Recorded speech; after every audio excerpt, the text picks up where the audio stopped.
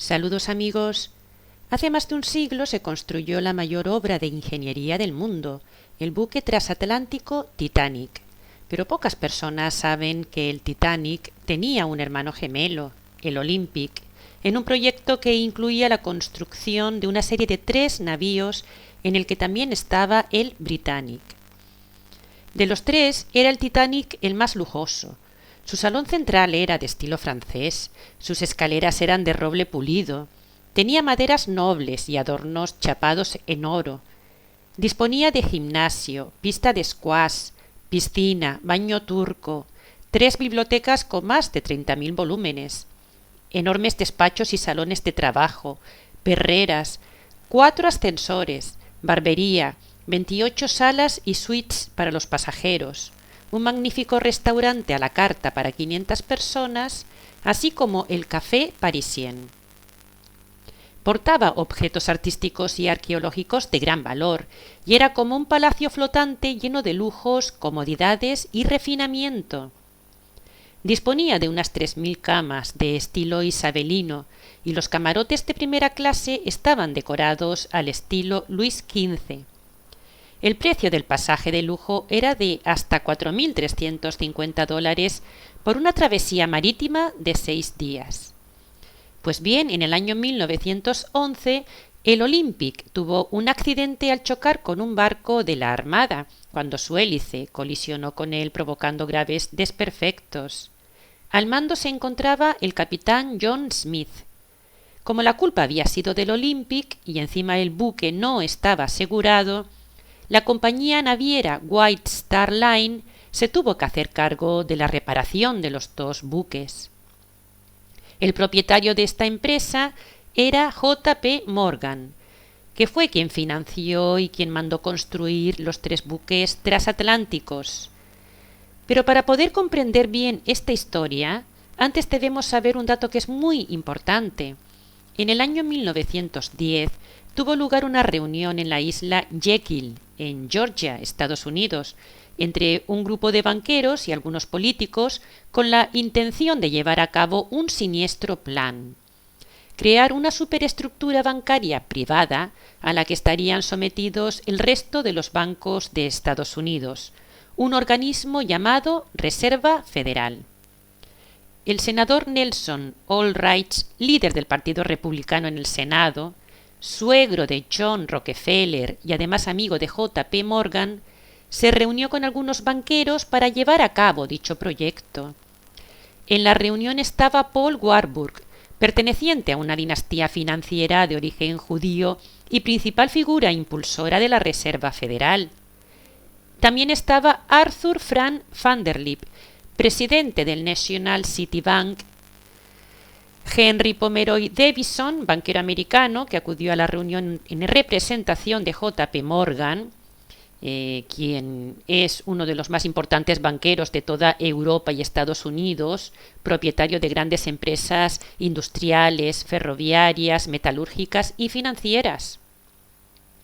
El objetivo era crear un banco central en Estados Unidos del que dependieran los demás bancos, con el propósito de poder ejercer un control total sobre las finanzas en todo el país.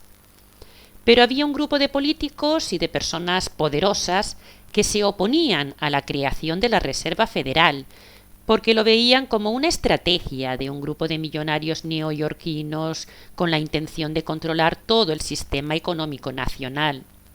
El caso es que este proyecto recibió la oposición de varios de los hombres más ricos del planeta, como son John Jacob Astor, llamado también el terrateniente de Nueva York, heredero del imperio de una de las familias más ricas y poderosas de Estados Unidos, propietaria del Empire State Building, y considerado también el hombre más rico del mundo por aquella época, claro.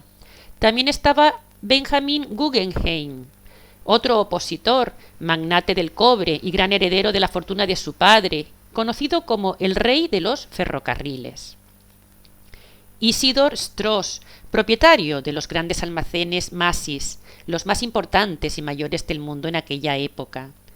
Y George Danton Widener, banquero, hijo de un miembro de la junta directiva de la Fidelity Trust Company de Filadelfia, que era el banco de los propietarios de la White Star Line. Todos ellos procedían de familias judías europeas que habían emigrado a los Estados Unidos.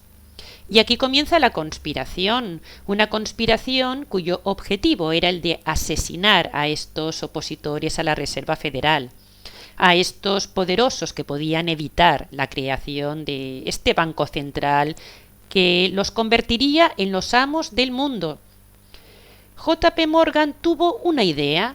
En lugar del Titanic, sería el Olympic el que se haría pasar por el Titanic y provocarían un accidente que hundiría al buque y con él a sus opositores. Pensaron que sería buena idea reunir a sus enemigos, unas 600 personas en total, para deshacerse de ellos y también así quedarse con sus negocios. Todas las personas de las que querían deshacerse fueron invitadas a hacer la travesía de inauguración del buque rumbo a Nueva York. A finales de 1911 los dos barcos habían estado juntos en Belfast, en los astilleros donde habían sido construidos, y fue allí cuando sustituyeron los rótulos y el nombre de los cascos. Se le añadió una chimenea al Olympic para que se pareciera al Titanic, pero era una chimenea que no cumplía su función, era solo de adorno. Ninguna obra de arte se incrustó en el Olympic, que era mucho más modesto que el Titanic en cuanto a materiales, porque tenía menos lujos, un acero más débil y ciertas fallas. El caso es que en el viaje inaugural del supuesto Titanic, el mismo dueño de la naviera J. P. Morgan, que viajaba en todas y cada una de las travesías inaugurales de sus barcos, puso una excusa para no subir a bordo. Muchos otros importantes personajes cancelaron su pasaje en el último momento, así como muchos miembros de la tripulación que eran conocedores del gran engaño. Y hubo incluso quien anuló su billete tan solo 10 minutos antes de que el barco zarpara, abandonando en él sus enseres personales y hasta a su personal de servicio. El caso es que más de 50 pasajeros de primera clase abandonaron en el último momento, muchos de ellos eran socios de J. P. Morgan. El capitán asignado para esta travesía inaugural, John Smith, era el capitán que había comandado el Olympic hasta la fecha y que llevaba ya 26 viajes por esa misma ruta, o sea, era un consumado experto, al que llamaban el capitán de los millonarios. Smith era jesuita, así como el padre Francis Brown, quien subió a bordo del Olympic en Inglaterra. Cuando zarpó el viaje inaugural, tomó fotos y planos del buque y luego se bajó en Irlanda con esta documentación. También se aseguró de que a bordo se encontraran los millonarios de los que querían deshacerse, y utilizó después con posterioridad estas fotos para convencer a la gente de que el buque se había hundido debido a un accidente.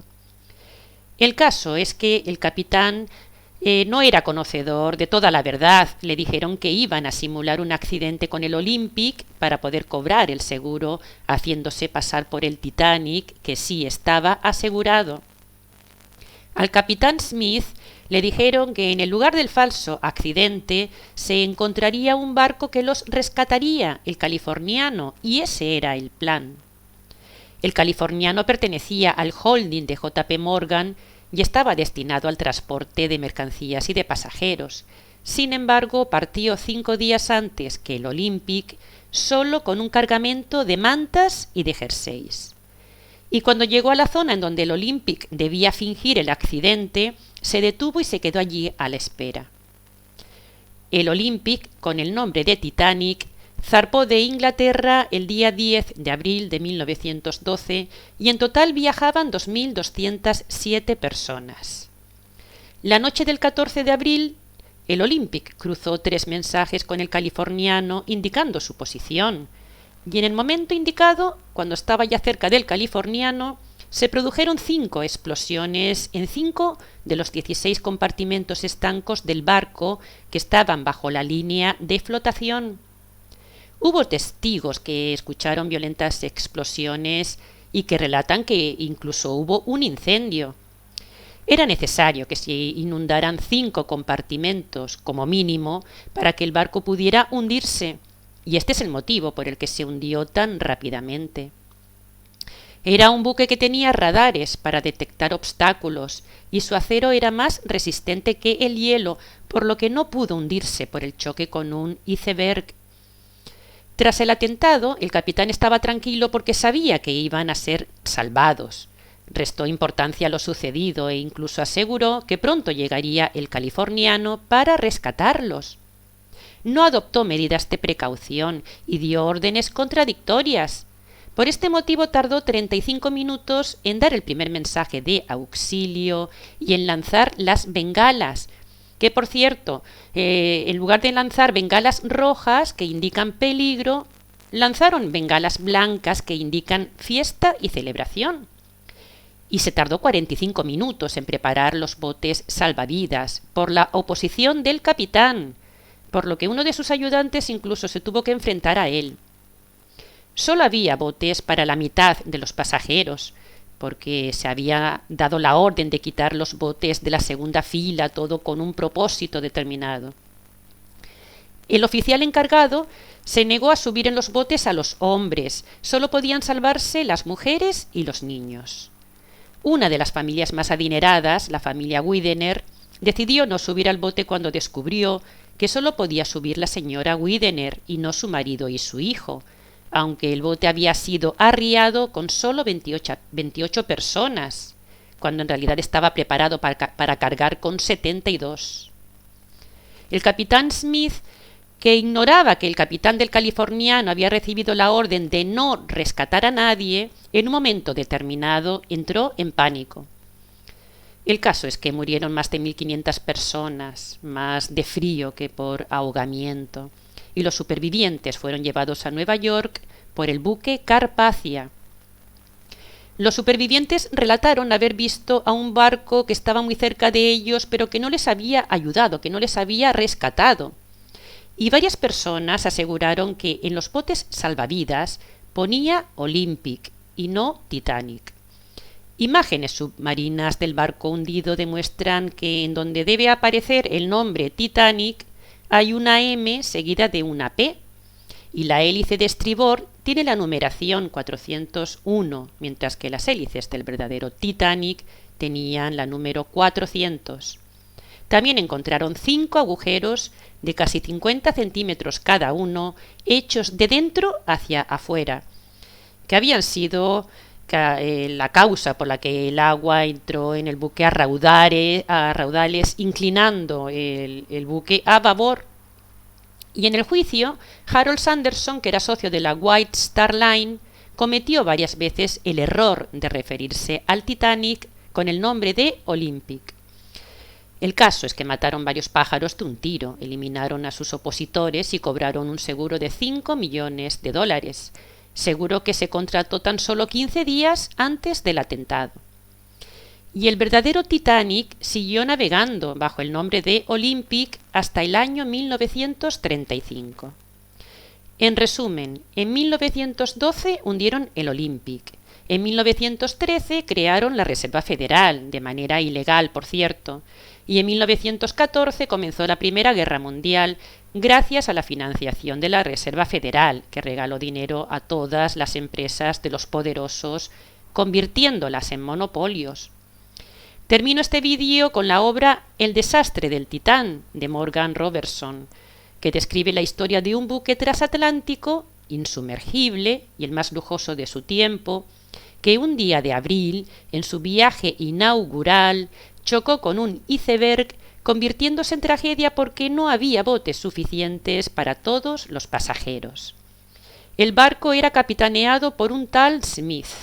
Y lo curioso es que esta novela fue escrita 14 años antes del hundimiento del Olympic.